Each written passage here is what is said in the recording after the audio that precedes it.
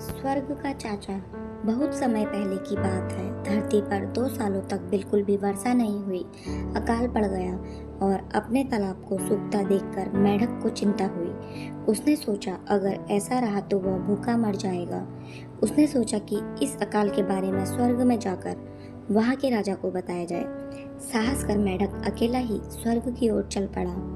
राह में उसे मधुमक्खियों का एक झुंड मिला। मक्खियों के पूछने पर उसने बताया कि भूखे मरने से अच्छा है कि कुछ किया जाए। मक्खियों का हाल भी कुछ अच्छा नहीं था। जब फूल ही नहीं रहे तो उन्हें शहद कहाँ से मिलता। वे भी मेढक के साथ चल दिए। आगे जाने पर उन्हें एक मुर्गा मिला। मुर्गा बहुत उदास था।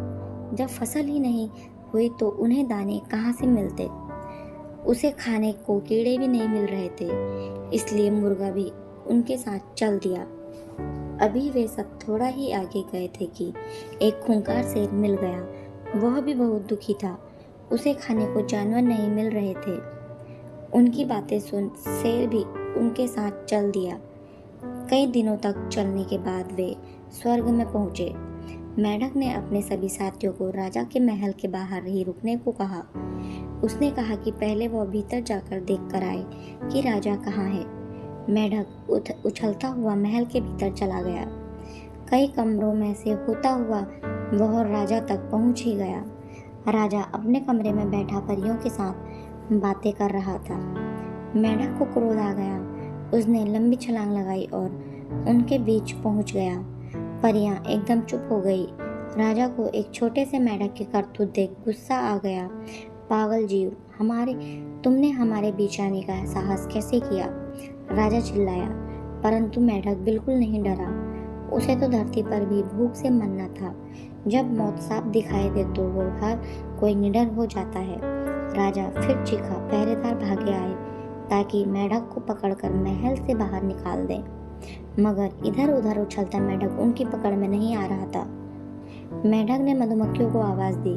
वे सब भी अंदर आ गई। वे सब पहरेदारों के चेहरों पर डंक मारने लगी। उनसे बचने के लिए सभी पहरेदार भाग गए। राजा हैरान था। तब उसने तूफान देवता को बुलाया, पर मुर्गे ने शोर मचाया और पंख फड़फड़ाकर उसे भी भगा दिया। तब राजा ने अपने कुत्तों को बुलाया। उनके लिए भूखा खूंखार शेर पहले से ही तैयार बैठा था।